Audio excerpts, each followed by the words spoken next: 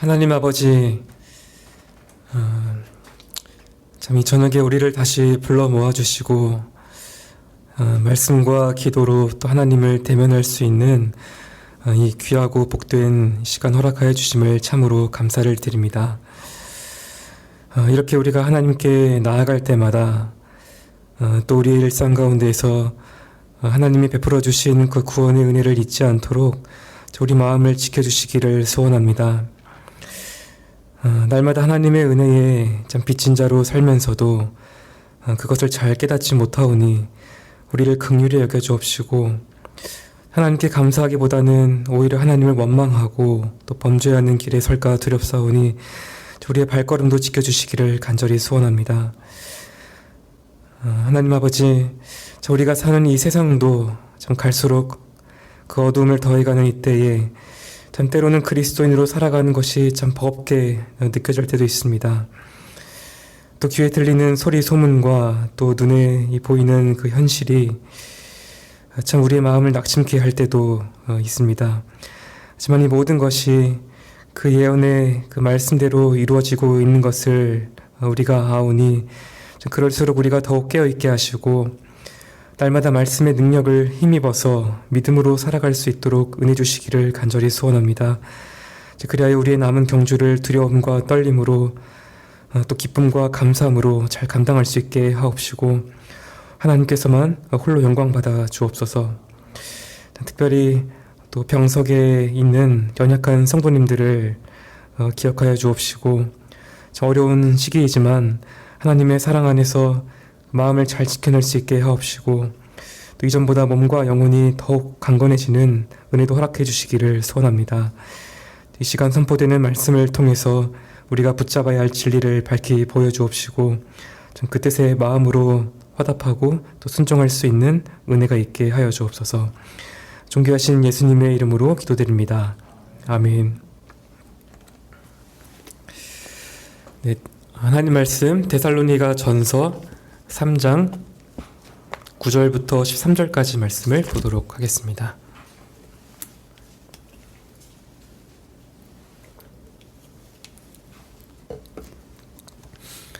네, 데살로니가 전서 3장 9절부터 13절까지 말씀입니다. 한 절씩 교독하시고 마지막 절은 같이 읽도록 하겠습니다. 우리가 우리 하나님 앞에서 너희를 인하여 모든 기쁨으로 기뻐하니 너희를 위하여 능히 어떠한 감사함으로 하나님께 보답할꼬.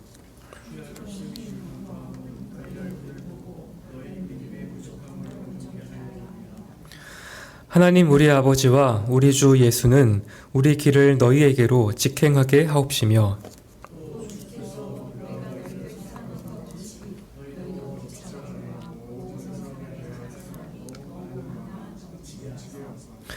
너희 마음을 굳게 하시고 우리 주 예수께서 그의 모든 성도와 함께 강림하실 때에 하나님 우리 아버지 앞에서 거룩함에 흠이 없게 하시기를 원하노라.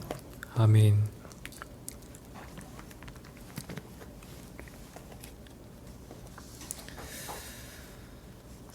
이 데살로니가 전서 2장부터 5장은 이 서신의 본론에 해당합니다. 그렇다면 2장, 3장이 이 본론의 전반부라고 할 수 있는데요.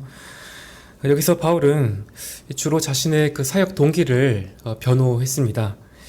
이 데살로니가 교회를 핍박하는 어떤 반대자들이 바울의 그 진정성을 의심했기 때문이죠.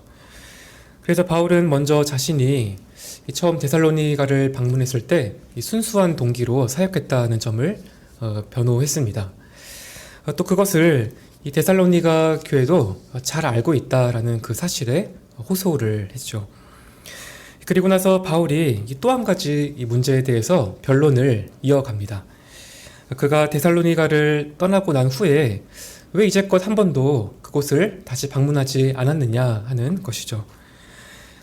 반대자들이 이 문제를 악용을 한 것인지 아니면 바울이 이것을 어떤 다뤄야 할 필요를 직감적으로 느낀 것인지는 우리가 자세히 알 수는 없습니다. 다만 이 바울이 변론하는 그 내용을 우리가 이렇게 쭉 보면 이 문제와 관련된 어떤 위협이 분명히 있었다는 것을 알 수 있습니다. 그래서 바울은 그들을 다시 방문하지 못했던 이유를 설명했고 여전히 그들을 얼마나 사랑하고 있는지도 말해 주었죠. 이제 바울은 이 부분을 오늘 본문에서 마무리합니다. 특히 기도의 형식으로 마무리를 하고 있는데요. 이 기도는 목회적인 기도라고 할 수 있습니다. 이제까지 1장부터 3장에 쭉 걸쳐서 바울의 그런 목회자적인 심정이 잘 드러났고 거기에 이어서 이 기도가 등장하고 있기 때문이죠. 이처럼 참된 목회자는 교회를 위해서 기도합니다. 하지만 이보다 더 중요한 것은 기도하는 내용일 겁니다.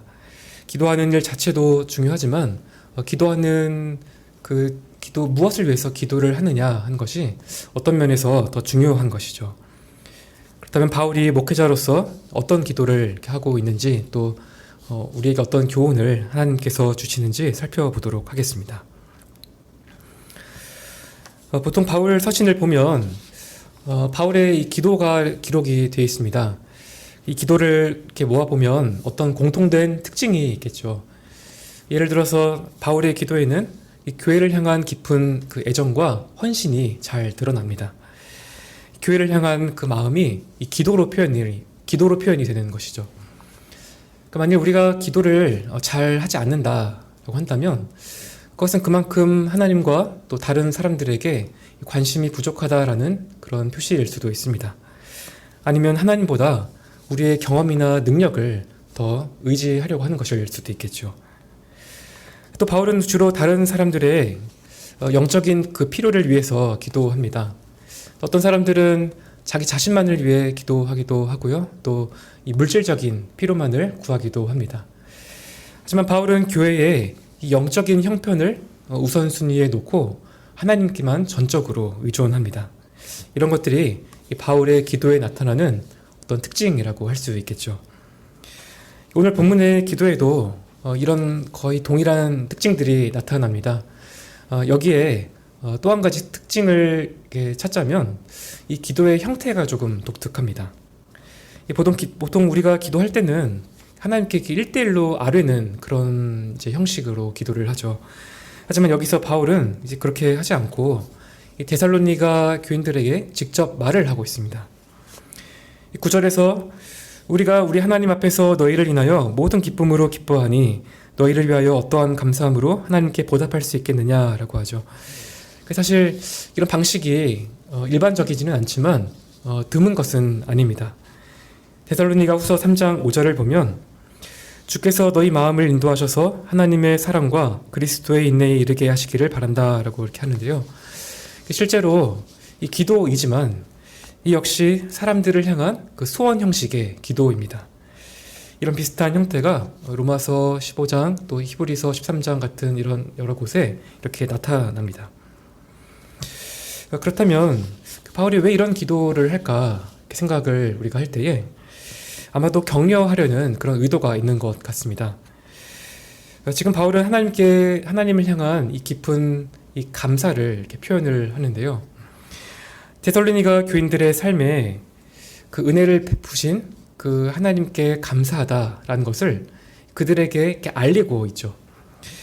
그럼 이 말을 들은 이 데살로니가 교인들의 그 마음이 어떨까요?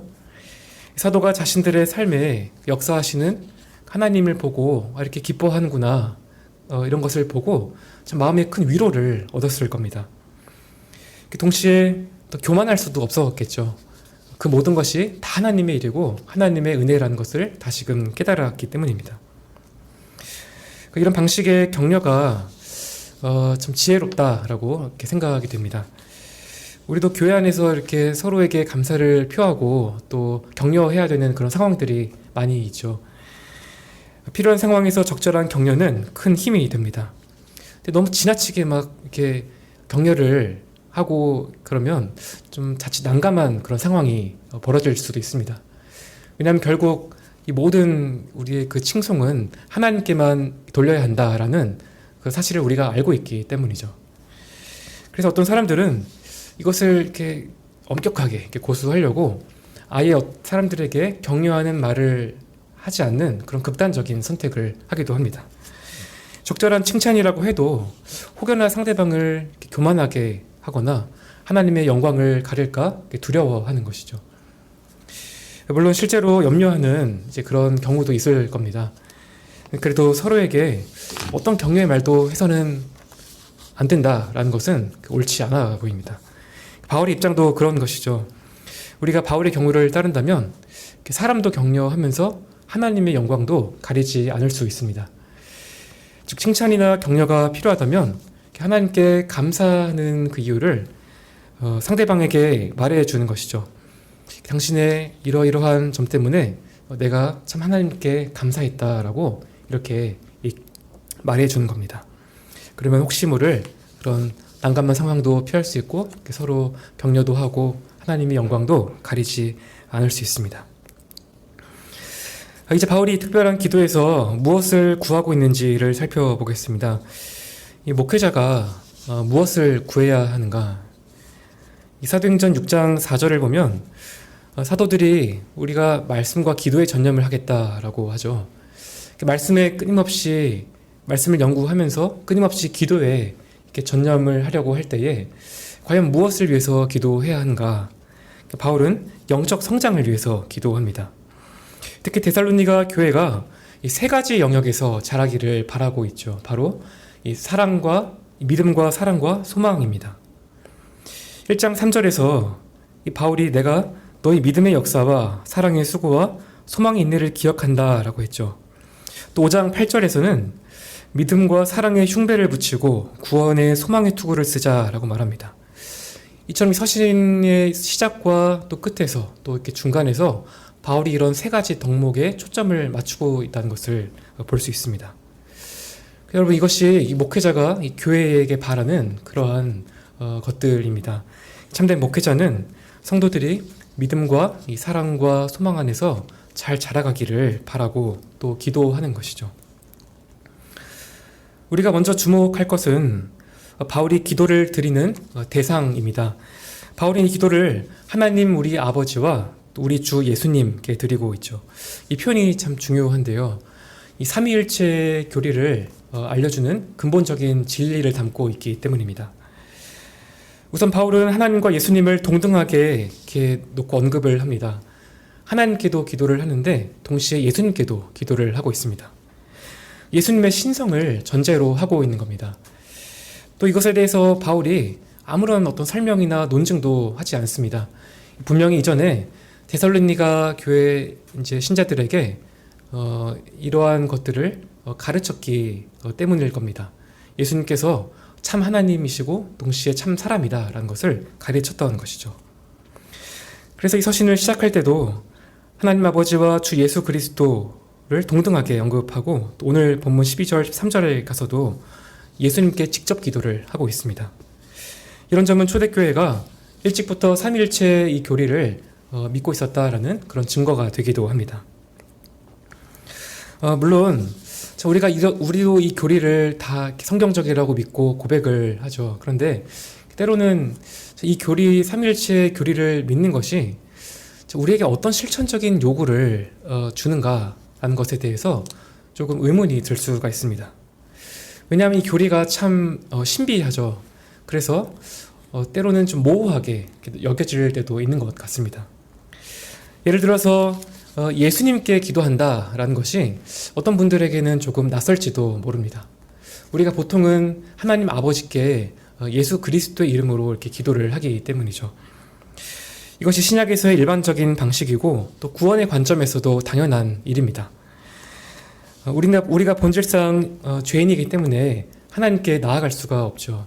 그래서 하나님께서 우리에게 아들을 보내셨고 이 십자가의 공로로 그 구원의 길을 이렇게 여셨습니다. 우리가 이 공로를 힘입어서 하나님 아버지께 나아갈 수 있게 된 것이죠. 그래서 우리는 예수님만 의지해서 하나님께 나아가야 합니다. 그런데 그렇다고 해서 예수님이나 성령님께 우리가 기도할 수 없다라는 것은 또 아닙니다. 성부께만 기도를 하고 성자나 성령께는 기도할 수 없다라는 그런 가르침은 옳지 않습니다. 중요한 것은 우리가 어떤 한 위격에만 초점을 맞춰서 이렇게 기도하기보다는 언제나 삼위일체 하나님께 기도해야 한다라는 그런 생각을 의식적으로 해야 합니다. 우리 예배도 마찬가지죠. 우리가 누구를 예배하고 또 찬양을 해야 합니까? 아주 분명하게 이 삼위일체 하나님께 예배를 드린다라고 생각을 해야 합니다. 사실 잘 의식하지 않으면 우리가 하나님이나 주님께 예배한다라고 그냥 생각하기가 쉽죠. 하지만 삼위일체 하나님께 경배한다라는 생각을 늘 가져야 하고, 또 이런 이 전제에서 그 예배의 모든 순서들이 이렇게 이루어져야 합니다. 이런 의식이 우리의 신앙의 균형을 잡는 데 있어서 꼭 필요하고 또 중요한 것이죠. 바울은 삼위일체 하나님을 향한 이 믿음 안에서 이제 세 가지를 간구합니다. 첫 번째는 온전한 믿음입니다. 목회자가 가장 원하는 것이 사실은 바로 이것이죠. 성도들이 거듭날 뿐만 아니라 그 믿음이 자라고 또 온전하게 되는 것을 보는 겁니다. 11절에서 바울은 하나님과 예수님이 자신을 데살로니가 교회로 인도해 주시기를 기도합니다. 우리가 2장 18절을 보면 전에 바울이 여러 번이나 데살로니가 교회에 가려고 시도를 했었죠. 그런데 사탄이 그 길을 막았습니다. 바울이 하나님께서 사탄을 물리쳐 주시기를 간구하고 있는 것이죠. 그런데 왜 그렇습니까? 바울이 그렇게까지 이 데살로니가로 돌아가려고 했던 그 이유가 무엇일까요?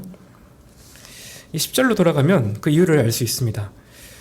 그들을 직접 만나서 그들의 그 믿음에 부족한 것을 온전케 하려는 겁니다. 바울은 그들의 믿음이 완전해지도록 그들의 성장을 돕고 싶었습니다. 이것이 목회자가 교회에 바라는 마음인 것이죠. 여기서 우리가 한 가지 짚고 넘어가야 할 것이 있는데, 지금 바울이 너희 믿음에 부족한 것이 있다라고 했죠. 그러면 이런 질문을 우리가 할 수 있습니다. 바울이 처음 데살로니가에 가서 그 전했던 그 복음에 뭔가 부족한 것이 있었느냐 하는 것이죠. 그가 그곳에 체류했던 그 기간을 이렇게 최소 3주 정도로 본다면 실제로도 매우 짧은 기간입니다. 그래서 이런 의문이 들 수 있는 것이죠. 하지만 결코 그렇지가 않습니다. 한번 이렇게 생각을 해보십시오. 만일 바울이 이 다메섹에서 회심하고 나서 고린도에서 이 서신을 쓸 때 한 15년 정도가 지났습니다. 바울이 다메섹에서 회심하고 즉시 복음을 전하기 시작을 했는데, 그러면 거의 15년 이상 복음의 메시지를 전한 것이죠. 그러면 이 3주 안에도 이 복음의 핵심을 충분하게 전할 수 있었을 겁니다. 만약 그렇지 않았다면 데살로니가에서 그렇게 반대 운동이 일어나지 않았을 겁니다. 그들이 이 복음을 충분하게 이해를 했기 때문에 그러한 효과가 났던 것이죠. 또 바울이 전한 복음이 완전했다는 사실은 사도행전 17장 그 기사와 또 데살로니가 전후서를 보아도 잘 알 수 있습니다. 사도행전 17장 2절 3절을 보면 바울이 그리스도의 그 죽음과 부활을 전했다라고 합니다. 이것은 기독론에 해당하는 것이고요. 또 살아계신 하나님과 그리스도의 이 재림에 관한 이 내용은 신론과 또 종말론에 해당합니다.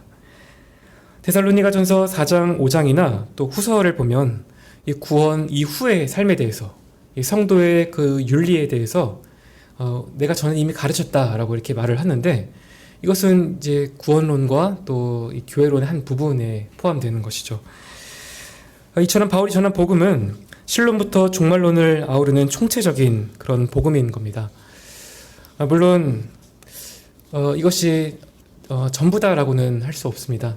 이 데살로니가 이 신자들의 경우에는 주님께서 이 재림하실 때에 그 이미 죽은 그 신자들의 운명이 어떻게 될 것인가라는 점에 대해서 혼란을 겪고 있었죠.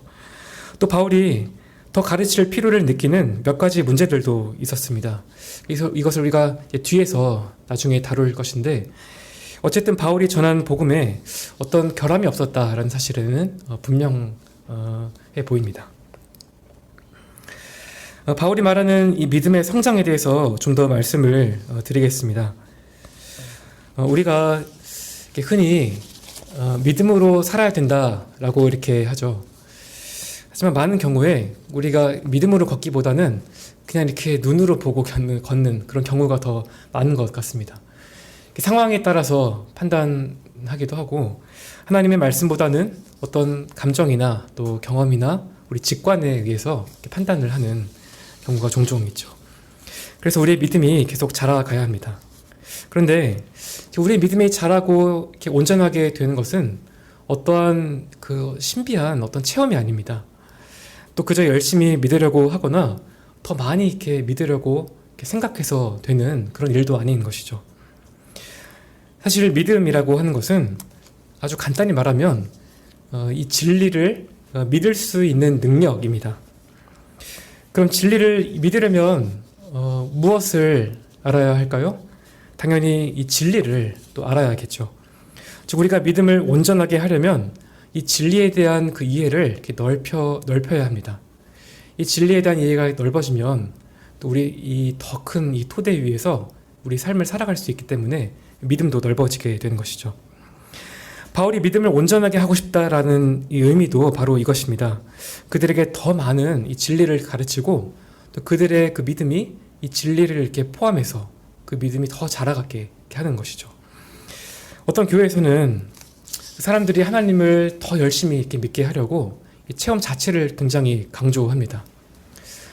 하지만 말씀을 거의 가르치지 않아서 그 사람들이 믿기는 하지만 그들이 아주 이렇게 작은 부분만 이렇게 믿고 있는 것이죠. 그래서 그들의 그 믿음이 자라가기가 힘이 듭니다. 믿음이 지식보다 더 넓어질 수가 없죠. 우리가 모르는 것을 어떻게 믿을 수 있겠습니까? 잘 알지도 못하는 것에 우리의 인생을 걸 수는 없는 것이죠. 그래서 믿음을 키우려면 우리가 먼저 이 진리를 아는 지식을 이렇게 넓혀야 합니다. 그리고 이렇게 진리의 기초가 견고해질수록 하나님은 이 진리가 또 우리 삶에서 역사하는 것을 이렇게 보여주십니다.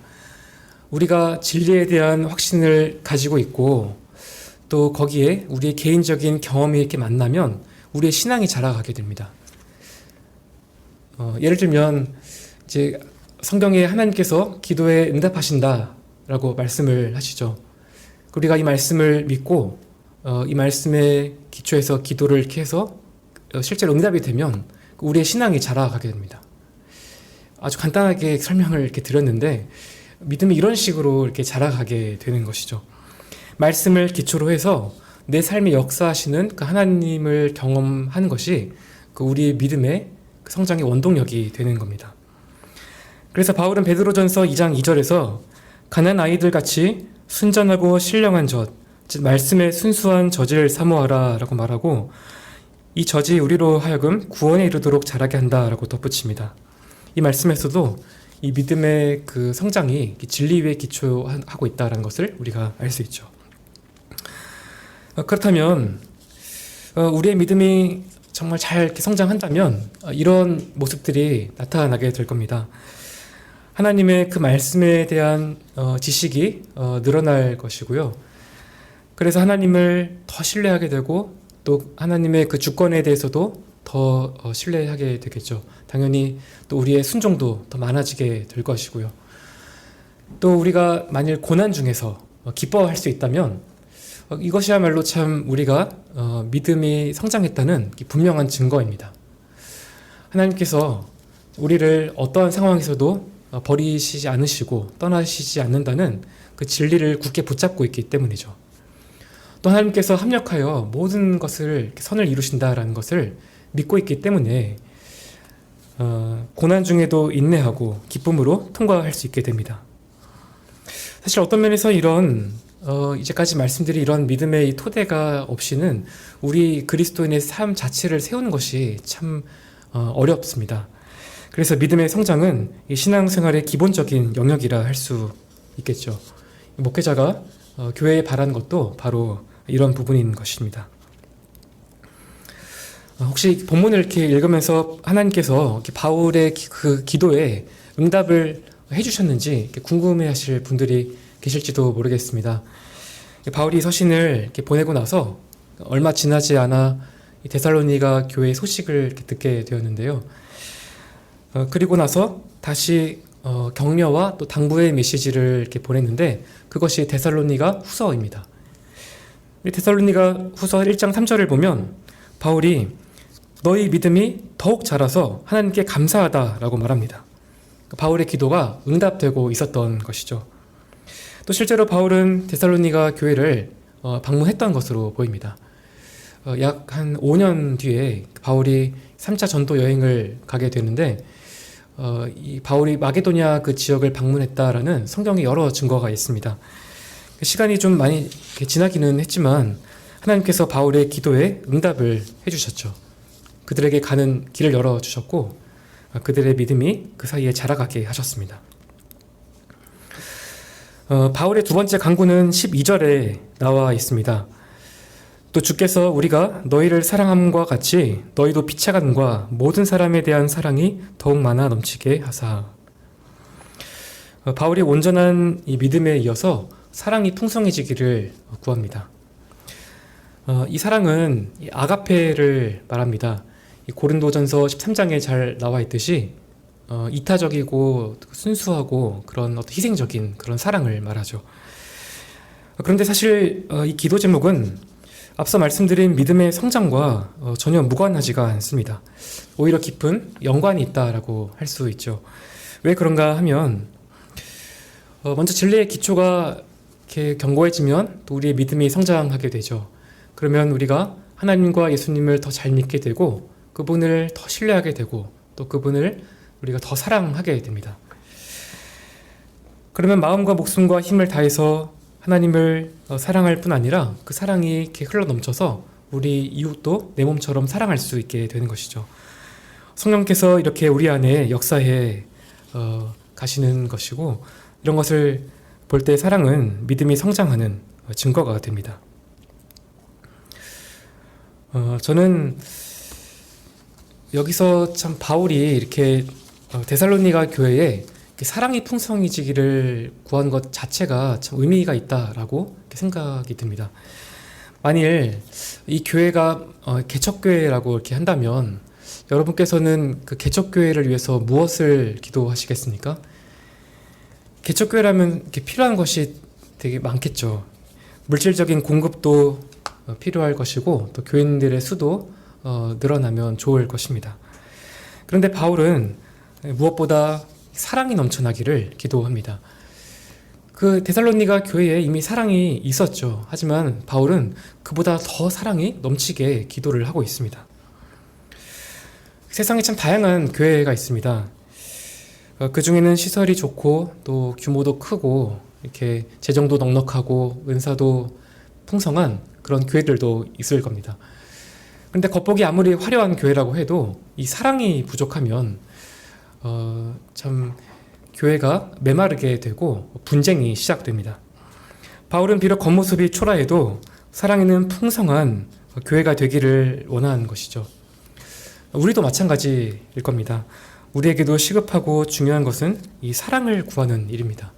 특히 주님께서 말세에 이 불법이 성행하기 때문에 많은 사람들의 그 사랑이 식을 것이라고 말씀하셨죠. 그래서 우리는 더더욱 사랑의 풍성함을 우선적으로 기도 제목으로 삼아야 합니다. 그런데 우리가 바울의 기도에서 또 한 가지 주목할 것이 있습니다. 바울이 단순하게 그냥 사랑이 많아지기를 이렇게 구하지 않습니다. 성도들 간에 사랑할 뿐만 아니라 한 걸음 더 나아가서 모든 사람을 사랑할 수 있기를 구하고 있죠. 문제는 이 모든 사람이라고 하는 범주 안에 원수가 포함된다라는 것인데요. 예수님께서도 원수를 사랑하라고 이렇게 분명하게 말씀을 하셨죠. 그래서 바울이 말이 참 어렵습니다. 데살로니가 교회도 마찬가지죠.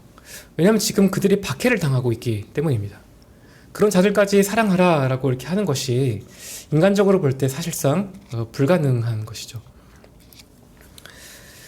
제가 군 생활 이렇게 할 때 자대 배치 이렇게 받고 나서 이등병 때인데 이등병은 혼자서 교회를 갈 수가 없습니다.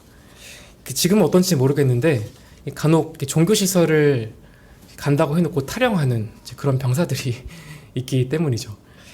그래서 반드시 선임이 항상 같이 가야 하는데 이상하게도 그때 저희 부대에는 교회를 다니는 선임들이 한 명도 없었습니다. 근데 저는 매주 이렇게 교회를 꼭 가야 했고 그러니 선임들이 얼마나 저를 귀찮아했겠습니까?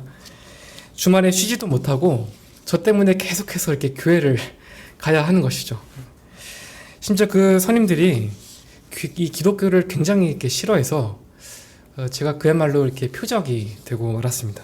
그래서 참 군 생활이 굉장히 힘들었던 기억이 납니다.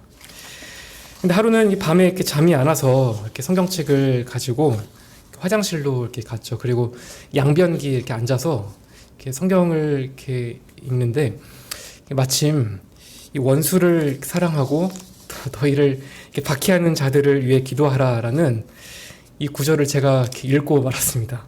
그리고는 그 자리에서 제가 참 이렇게 얼마나 펑펑 이렇게 울었는지 모릅니다. 사랑하고 싶어도 안 되는 거를 어떻게 하겠습니까 하면서 하나님을 굉장히 원망했던 것 같습니다. 사실 그때까지만 해도 원수를 이렇게 사랑하라는 것이 어떤 의미인지 제가 이해하지를 못했죠. 하지만 바울은 이 말씀의 의미를 알았습니다. 그리고 실제로 모범을 이렇게 보였죠.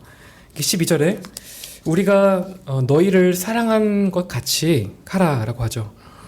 바울은 데살로니가 교인들이 자신의 그 경험했던 그 경험을 알아야 한다라고 말합니다.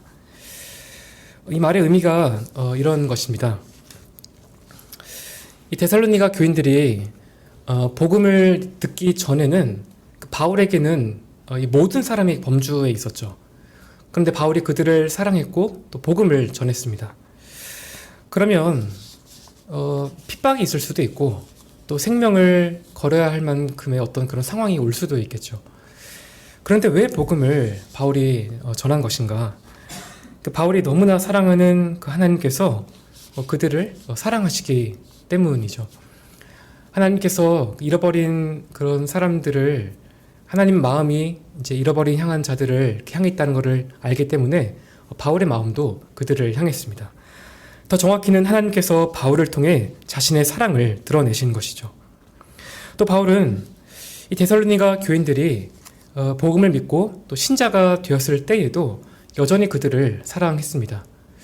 전에는 어떤 그 희생적인 이 사랑을 통해서 그들을 구원으로 이끌었다면 지금은 이제 그들을 동료 그리스도인이자 또 형제 자매로 이렇게 사랑하는 것이죠. 그들이 그렇다면 이 데살로니가 교인들 입장에서는 이 두 가지의 경우를 다 경험을 한 겁니다. 그들이 모든 사람일 때와 또 이렇게 신자였을 때 모두 바울의 사랑을 경험하게 된 것이죠. 그래서 바울이 내가 이렇게 너희를 사랑한 그런 원리를 따라서 너희도 서로 사랑하고 또 모든 사람도 사랑을 해야 된다라는 것을 말해주고 있는 겁니다. 물론 이런 사랑을 하나님께서 주셔야 하겠죠. 그래서 우리가 하나님께 기도해야만 합니다. 믿음이 자라고 하나님을 사랑하는 마음이 풍성해져서 모든 사람에게 흘러가게 해달라고 기도해야 합니다. 본문에 나타난 바울의 마지막 간구는 정결한 소망입니다.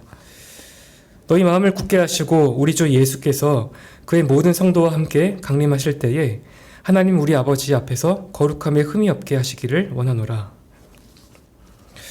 어떤 면에서 이것이 오늘 바울의 이 기도의 전체 목적이라고 할 수 있습니다. 주님께서는 진리의 기초가 넓어져서 우리의 믿음이 자라고 또 사랑이 커지기를 원하시고요. 또 그래서 우리의 마음이 굳세지고 또 마지막 날에 우리 거룩함에 흠이 없기를 원하십니다. 여기서 흠이 없어야 한다라는 것은 우리의 행실과 경건이 일치돼야 한다라는 뜻이죠. 우리가 부끄러움이 없는 삶을 살기를 주님께서 원하신다라는 것입니다. 사실 이런 거룩함도 앞서 말씀드린 그 사랑의 증가와 깊은 연관이 있습니다. 이 믿음의 성장이 사랑을 더 크게 만드는 것처럼 사랑도 커질수록 우리를 더 거룩하게 만듭니다. 이것이 왜 그러냐면 사랑은 이타적이고 희생적이죠. 그래서 우리가 어떤 교만에 빠지거나 또 정욕에 이렇게 잘 빠지지를 않습니다. 우리가 또 하나님과 또 다른 사람을 이렇게 많이 사랑하면 또 세상에 대한 그런 어떤 갈망도 더 줄어들게 되고요. 또 우리 마음이 유혹을 덜 받게 되면서 또 우리 마음이 굳건해지고 또 거룩에 힘쓰게 되는 것이죠. 그런데 바울이 거룩함을 말하면서 최종적으로 염두에 둔 것이 있습니다. 바로 그리스도의 재림이죠. 왜 그렇습니까? 그날은 우리가 이 천군 천사와 이 성도들을 대동하고 영광 중에 오실 그 주님을 보게 되는 가장 복된 순간이기 때문입니다. 우리가 참 주님을 이렇게 배울 때에 참 얼마나 우리의 마음이 기쁘겠습니까? 또 우리 그때는 우리의 모든 이 고통과 슬픔이 사라지고 또 새하늘과 새 땅에 들어가는 특권을 경험하게 될 겁니다. 그러면 이 세상에서 우리가 죄와 싸우고 또 고난 중에서도 인내했던 그 모든 것들이 참 가치 있었다라는 사실에 큰 위로를 받겠죠. 이런 의미에서 주님의 이 강림은 거룩한 삶을 위한 강력한 동기부여가 됩니다. 하지만 동시에 우리가 잊지 말아야 할 것도 있습니다. 그날은 이 땅에 살았던 이 모든 이 사람들이 자신의 그 영원한 거처가 결정이 되는 그 최종적인 그러한 자리라는 사실입니다. 이 고린도서 5장 10절을 보면 우리가 다 반드시 그리스도의 심판대 앞에 드러나 각자가 선악간에 그 몸으로 행한 것을 따라 받는다라고 말씀합니다. 신자건 불신자건 간에 우리 모두는 다 그리스도의 심판대 앞에서 서게 될 것입니다. 그때 우리는 역사상 경험하지 못했던 초자연적인 그 영광과 우주적인 그 규모의 그런 장엄한 일들을 목격하게 됩니다. 각 사람의 모든 그 은밀한 일들이 대낮처럼 드러나게 될 것이고 각자가 자신의 행위대로 심판을 받게 되겠죠. 신자들의 선행은 그들이 그리스도께 속해 있다라고 하는 그런 것을 입증하는 증거가 됩니다. 또 우리에게 주셨던 그러한 어떤 은사와 또 기회를 어떻게 사용했는지에 따라서 상급의 그런 심판이 있게 됩니다. 하지만 악인들은 그렇지가 않죠. 그들의 행위는 그들이 그리스도와 아무런 상관이 없고 또 정죄를 받아 마땅하다라는 근거가 될 것입니다. 결국 영원한 불못에 던져지고 마는 것이죠. 이때 엄숙한 모습이 마태복음 25장에 잘 기록되어 있습니다. 심판자이신 그리스도께서 오른편에 있는 자들에게는 내 아버지께 복받을 자들이여 나와 창세로부터 너희를 위하여 예비된 나라를 상속하라 라고 말씀하실 것입니다. 그러나 왼편에 있는 자들에게는 전혀 다른 심판이 선고되죠. 저주를 받은 자들아 나를 떠나 마귀와 그 사자들을 위하여 예비된 영영한 불에 들어가라는 말씀을 듣게 됩니다. 이때에 우리가 어느 편에 서게 될 것인가 라는 것은 지금 우리의 이 현세의 삶에 달려 있습니다. 거룩의 힘을 쓰는 자들은 그날이 어서 오기를 고대할 것이고요. 또 반면에 자신을 속이고 안일하게 살았던 자들에게는 그날이 큰 두려움으로 임하게 되겠죠. 이런 점에서 그리스도의 재림은 우리의 신앙을 진지하게 돌아보도록 만들어 줍니다. 당연히 우리가 믿음과 사랑이 나타나는 그러한 거룩한 삶을 위해서 기도해야 할 것입니다. 그래야만 그날이 우리에게 소망이 될 수 있습니다. 오늘 본문은 이 목회자가 교회를 위해서 무엇을 기도해야 할 것인지를 말씀하고 있습니다. 바로 온전한 믿음과 또 풍성한 사랑과 정결한 믿음, 정결한 소망입니다. 바울은 이것을 위해서 주야로 심히 간구했다라고 하죠. 이런 바울의 마음은 자기 백성을 향한 그 주님의 마음이기도 합니다. 예수님은 잠시 우리를 세상에 남겨두고 떠나셨습니다. 그러나 내가 그날에 속히 오리라 라고 말씀하셨고 지금도 우리가 다 마지막 날에 거룩함에 흠이 없도록 끊임없이 중보하십니다. 그러니 우리도 이것을 마음의 소원으로 삼고 이 믿음과 사랑과 소망에서 자라가기를 또 힘써야 하겠습니다. 또 우리가 이 동일한 기도 제목으로 다른 사람들을 또 위해서도 기도해야 하겠습니다. 예수님께서 다시 오실 때가 정말로 얼마 남지 않았기 때문이죠. 그래서 우리 모두가 그날의 주님을 기쁘게 맞이하고 착하고 충성된 종이라는 그런 칭찬을 다 받을 수 있도록 하나님의 은혜를 구해야 하겠습니다. 정말 이런 마음으로 우리가 남은 때를 살아갈 수 있기를 소원합니다. 네, 함께 기도하겠습니다. 하나님 아버지, 참 바울이 기도한 것처럼 참 우리 교회를 위해서도 기도드리오니 참 우리 믿음에 부족한 것을 채울 수 있도록 우리 안에 말씀을 사모하고 또 말씀에 청렴할 수 있는 그러한 은혜를 허락하여 주옵시고, 또 서로에 대한 사랑도 더욱 풍성해지게 하옵시고, 또 주님께서 다시 오실 때에 모든 성도들이 다 함께 거룩함에 흠이 없게 또 하나님 앞에 설 수 있는 소망도 더해 주시기를 간절히 소원합니다. 자, 우리가 이 기도의 제목을 가지고 계속해서 기도할 수 있는 은혜도 허락하여 주옵시고, 참 바울의 기도에 응답하신 것처럼 우리의 기도도 응답하시고 또 들으실 것을 믿습니다. 하나님께서 친히 일하여 주옵시고 또 홀로 영광을 받아 주옵소서. 지금도 우리를 위해서 중보하시는 존귀하신 예수님의 이름으로 기도드립니다. 아멘. 하늘에 계신 우리 아버지시여, 이름이 거룩히 여김을 받으시오며 나라에 임하옵시며 뜻이 하늘에서 이룬 것 같이 땅에서도 이루어지이다. 오늘날 우리에게 일용할 양식을 주옵시고, 우리가 우리에게 죄 지은 자를 사하여 준 것 같이 우리의 죄를 사하여 주옵시고, 우리를 시험에 들게 하지 마옵시고 다만 악에서 구하옵소서. 대개 나라와 권세와 영광이 아버지께 영원히 있사옵나이다. 아멘.